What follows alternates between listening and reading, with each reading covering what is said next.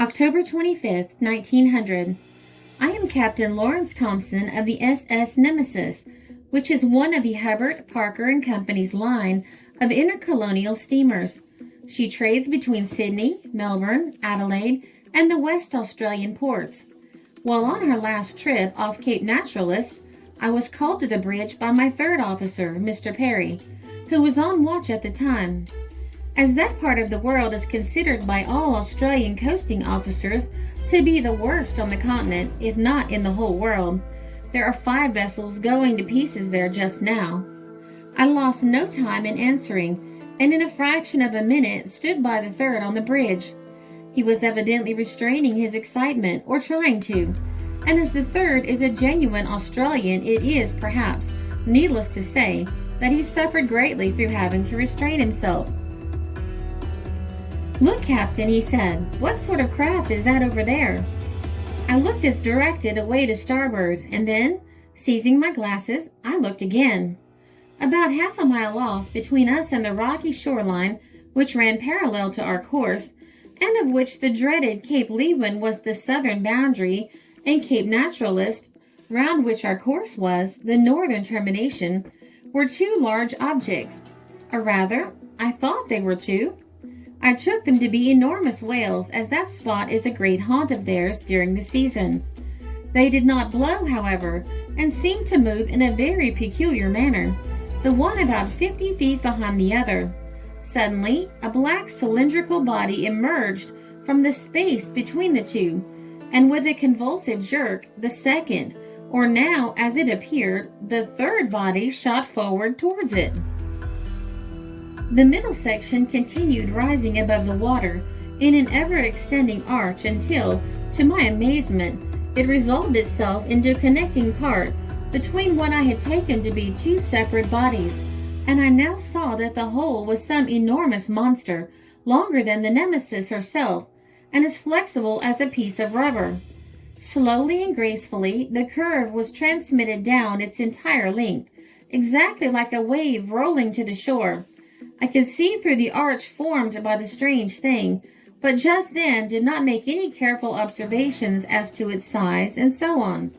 Fascinated, I watched the round, glistening body as it emerged from the sea at the tail end and, after traversing the curve like a huge cable going round a wheel, plunged into the sea only to come to the surface again a few yards farther on and add itself to the comparatively straight line of life towards the head.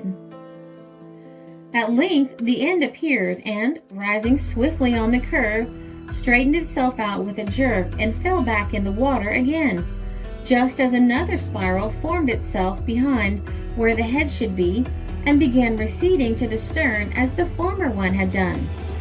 A slight wash of foam was evident where the tail had re-entered the water, but otherwise it appeared to propel itself without any effort. The body generally was of a grayish-black color, but where the western sun shone on the underside of the moving, dripping arch, it sent out a curious, dancing, dazzling reflection. In serious doubts as to the reliability of my senses, I struck the rail with my fist to see if my physical powers still remained. I turned to my third officer, but from the remarks he was dropping unconsciously, I gathered that he, too, was thinking hard. The steersman, like all good sailors, was looking straight ahead while I was looking at him. "Well, Mr. Perry," I said, "we are unfortunate indeed." "How so, sir?" he asked. "Why, in seeing this monstrous creature which has all the qualifications necessary for a sea serpent, and we won't be able to prove it." "Well, I reckon the man that doubts me had better, for his own good, be 3 or 4 stone heavier than I am," said he, resolutely, and I thought the same. Desirous that as many witnesses as possible should be got, I deliberately rang up the chief engineer, Mr. Blair, who I knew was utterly void of imagination. He was Scotch and allowed for no laws on earth other than those of cause and effect. Just then, excited voices from the afterdeck told me that the passengers and all officers who were not on duty had assembled there and were watching, with various comments, the movements of the switchbacked freak, while sundry sounds that reached us from forward, but which alas I dare not repeat, indicated that the crew were intelligently speculating on the identity of the extraordinary monster. "What do you make it to be, Mr. Blair?" I said. "I dinna ken, but look at it now." A very powerful and expressive observation from Mr. Perry, in conjunction with a still more forcible and sulphurous remark from the steersman, added emphasis to Mr. Blair's words, and turning again to starboard, I could indeed hardly believe my own eyesight. The creature had reared its head high above the waters, and was gently swaying it backwards, forwards, and round about, as if its body were composed of innumerable ball joints. A huge fin or flap now shot out from behind the head, and, circling in the air, threw itself over the head and then back at right angles to the still vertical neck. An instant later, and it shaped itself into all sorts of fantastic forms, the underpart being almost a pure white in color. Soon, however, the tentacle began to beat the waters and the head to move more violently. With the glasses, I could make out a darker shade of skin about where one would expect to find eyes. But in my opinion, the creature had no eyes, and only at that moment had become aware of our presence by some other sense. The stewardess says she heard a sound like stones rattling inside a very resonant wooden box, but Max says she only heard the pumps drawing air. At any rate, I myself heard nothing, and in another second the enormous monster was down in the water again. Its length became corrugated, and, like a rope when shaken, the corrugation sped to the stern and dissolved. When the sun did not shine on them, the curves looked oily, and suggested, from the semi-transparent skin, that the creature must be built of soft, pulpy material. It turned across our bows and go seawards, so I instantly ordered the Nemesis to be laid round to intercept it. Meanwhile, Mr. Blair, whom we call Mac for reasons that will be known to most people, had gone below, and soon the funnel belched forth a cloud of heavy smoke, which hung over the deck and made everyone as black as the stokers. A faint vibration now ran through the Nemesis, and Mac came up again, saying, "She's gone 69 now," referring, of course, to the revolutions of the engines. The monster, however, was now just crossing only a short distance ahead, and recognizing that the Nemesis was not Clyde-built, although her chief engineer was, and not caring that my owner should think I altered the ship's course to chase the mysterious monster of the deep, I turned the ship round to be parallel once more, and then ordered everyone to take notes as to the immense creature's size, etc. I had only 2 passengers on board, one a Mr. Johnston, owner of the Shamrock Hotel at Geraldton, West Australia, and the other a Mr. McRae of Sydney. Mr. Johnston was greatly excited, but Mr. McRae took it all as a matter of course, and calmly sketched the now swiftly moving creature whom we had watched so long and so attentively. I laid the Nemesis in line myself, the chief officer and Mr. Johnston marking off at the bows, while Mac, Mr. McRae, and the third engineer took their observations at the stern. The chief steward and an assistant, together with all the crew, save the firemen on duty, were also watching. When the first officer signaled to me that our bows were abreast, I repeated to Mac, who instantly sighted, and reported that about 20 feet of the monster still projected past the Nemesis stern. The Nemesis is 273 feet in length. We all gathered on the forepeak then, and estimated carefully the height of the arches, which was easily proved, as they were short a foot of the deck on which we stood, and this was 16 feet above the water.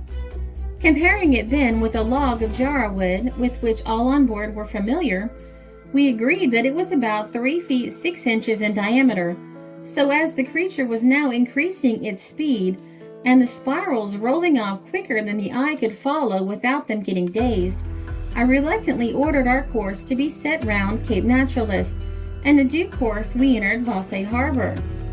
Eventually we arrived at Fremantle, where as soon as we got tied up, a young fellow from the Perth Morning Herald boarded us and asked, "Have you seen anything unusual this side of Leewin, Captain Thomson?" "Why do you ask?" I said, for I cannot stand chaff and could not understand how news could come quicker than we did ourselves. "Oh, well, you see, Captain Campbell of the SS Perth has just got in, and he reports having seen a sea serpent off WITNESSE Island, so I thought you might have seen it too. Of course, it all depends on what brand of whiskey you use on board." I went over to the Perth of the Melbourne Steamship Company and saw my friend Captain Campbell. I gradually induced him to talk of what he had seen. To cut it short, we compared notes and found that our observations agreed in every detail. He, his officers, passengers, and crew had also seen the extraordinary monster off WITNESSE Island, about 80 miles north of Vasse, 12 hours after we had seen it, and while we were in Vasse Harbor. Captain Campbell is one of the best-known skippers on this coast, and, as he sorrowfully reported to me, his word has never been doubted before. He thinks the creature must have been thrown up from some great depth by one of those submarine eruptions which, round the Leewin, are pretty frequent, as we coasters know. I have not the ability to handle words as I should like, and therefore request any curious or doubting ones to refer to any of the persons mentioned in the article. Captain Lawrence included a note with his submission to the magazine. It is as follows. Dear Sir, the enclosed is an exact account of what I saw recently off Cape Naturalist, West Australia. I am well aware of what some thoughtless people will think regarding it, and therefore give the names of several others who also saw the monster and discussed it together as it lay beneath their own eyes. Captain Campbell of the SS Perth of the Melbourne Steamship Company, together with his officers, passengers, and crew, saw the same huge creature next day off WITNESSE Island near Fremantle. I have not attempted to do more than give the bare, hard facts about the monster, as I am not used to writing anything other than mere reports from my owners. The facts given, length, diameter, movements, and peculiarities, I guarantee absolutely, and have been very careful not to mention anything that I did not directly see myself, although others on board claim to have seen a few more details. I have sailed on every sea on this globe from the Golden Gate by the east to China again, and from whale fishing almost as near the North Pole as Nansen was, southwards to the icy barrier in the Antarctic. I enclosed my photograph, some rough outlines of the Serpent as it appeared to me, and a snapshot of the Nemesis taken by an amateur as she lay in Grafton Wharf, Sydney. I remain faithfully yours, Lawrence Thomson. This article appeared in The Wide World Magazine, Volume 7, 1901.